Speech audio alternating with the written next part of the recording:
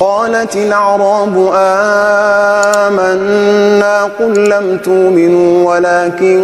قولوا أسلمنا ولما يدخل الإيمان في قلوبكم وإن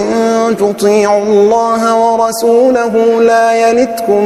من أعمالكم شيئا إن الله غفور رحيم.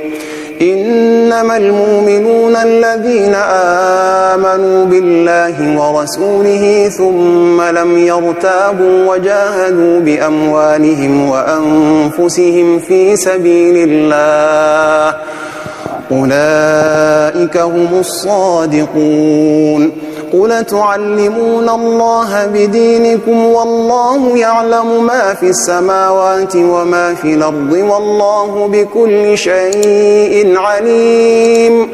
يمنون عليك أن أسلموا قل لا تمنوا علي إسلامكم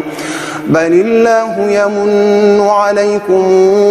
أن هداكم للإيمان إن كنتم صادقين. إن الله يعلم غيب السماوات والأرض والله بصير بما تعملون. بسم الله الرحمن الرحيم. قاف والقرآن المجيد بل عجبوا أن جاءهم منذر منهم فقال الكافرون هذا شيء عجيب أإذا متنا وكنا ترابا ذلك رجع بعيد قد علمنا ما تنقص الأرض منهم وعندنا كتاب حفيظ بل كذبوا بالحق لما جاءهم فهم في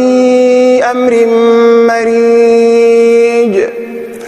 أفلم ينظروا إلى السماء فوقهم كيف بنيناها وزيناها وما لها من فروج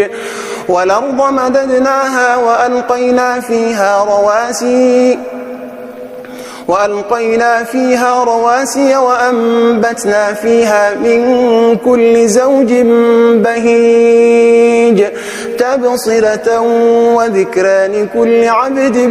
منيب ونزلنا من السماء ماء مباركا فأنبتنا به جنات وحب الحصيد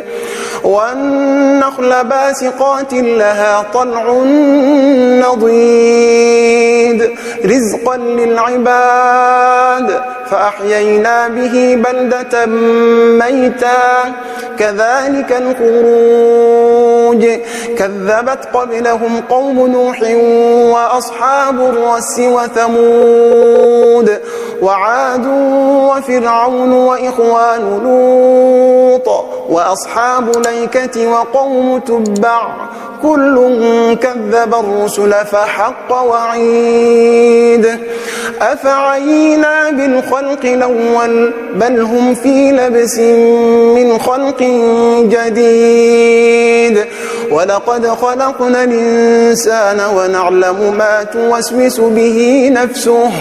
ونحن أقرب إليه من حبل الوريد إذ يتلقى المتلقيان عن اليمين وعن الشمال قعيد ما يلفظ من قول إلا لديه رقيب عتيد وجاءت سكرة الموت بالحق ذلك ما كنت منه تحيد ونفخ في الصور ذلك يوم الوعيد وجاءت كل نفس معها سائق وشهيد لقد كنت في غفلة من هذا فكشفنا عنك غطاءك فبصرك اليوم حديد وقال قرينه هذا ما لدي عتيد ألقيا في جهنم كل كفار عنيد مناع للخير معتد مريب الذي جعل مع الله إلهنا آخر فألقياه في العذاب الشديد